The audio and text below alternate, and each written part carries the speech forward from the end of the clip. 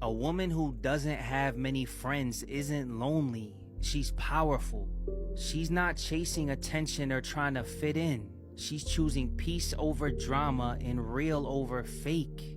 She's learned the hard way that not everyone deserves access to her life. So she keeps her circle small to protect her peace and avoid toxic energy. She doesn't need others to feel important because she knows her worth, and she'll never trade it just to feel accepted.